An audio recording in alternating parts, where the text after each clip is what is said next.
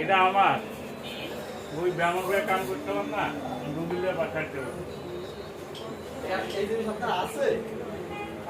আপনি তো প্রফেশনাল একজন টেকনিশিয়ান হ্যাঁ এটা রুবের টাকা নেই বুঝলে না রুবের টাকা না এগুলি দিতে অনেকে তাওয়া ভাঙে মনে হয়